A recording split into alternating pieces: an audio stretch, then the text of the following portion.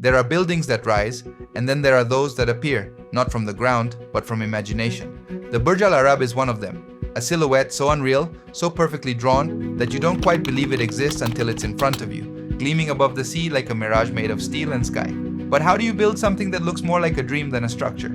On a coast where the desert kisses the sea and heat bends in the air like a golden mirage, a silhouette rises from the water. White, curved, perfect. It is the Burj Al Arab, Dubai's most recognizable hotel, and perhaps one of its most misunderstood. Because it is not just a building, it is a statement. An architectural fantasy that chose to float like a motionless sail caught between future and desire. But like every colossal creation, its story isn't linear. It is a collection of tales suspended, like floors in the sky, all connected to form a structure made of both steel and symbolism. It all began in 1994 with an idea that seemed more fit for a film script than for an engineering office to build the world's most iconic hotel, not on land, but over water. But the site didn't exist, so they built it. The Burj Al Arab stands on an artificial island 280 meters off the coast, in the heart of the Persian Gulf. Over 230 concrete piles, each driven 45 meters into the seabed, were used to support what would come next. More than 250,000 tons of rock were moved just to shape its base. Then came the hard part, raising something that had never been attempted before. The design, by architect Tom Wright, was as simple in concept as it was radical in execution. A sail filled by the wind, a symbol of Dubai's maritime trade and ambition. But how do you turn an ethereal curve into a real hotel? That question led to innovation at every level. A team of international engineers and builders had to invent new ways to bend steel into poetry, creating tension without chaos, curvature without compromise. The structure, rising 321 meters, is one of the tallest buildings in the world, dedicated exclusively to hospitality.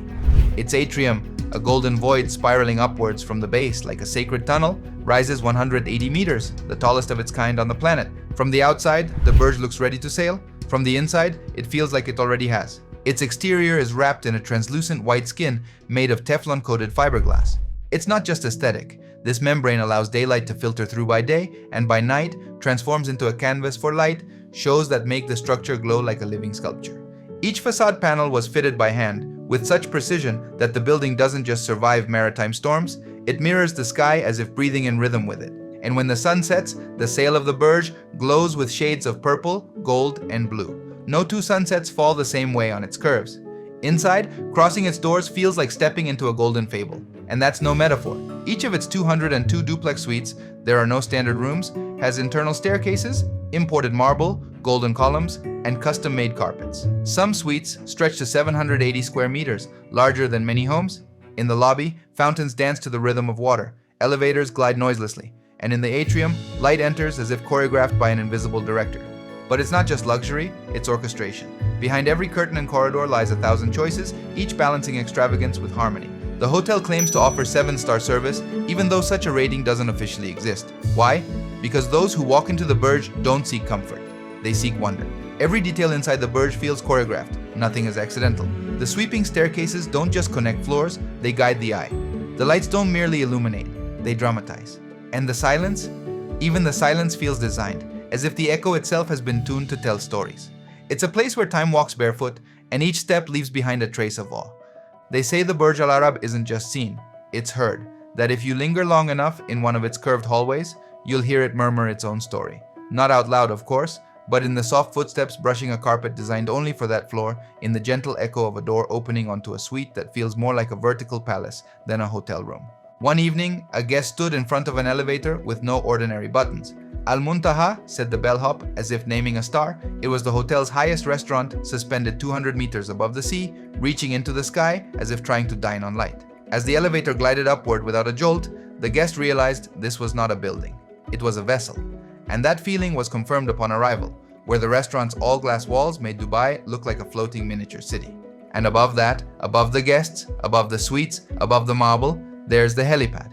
It's not used every day, but when it is, it transforms. There, Federer and Agassi once played tennis as if gravity didn't matter.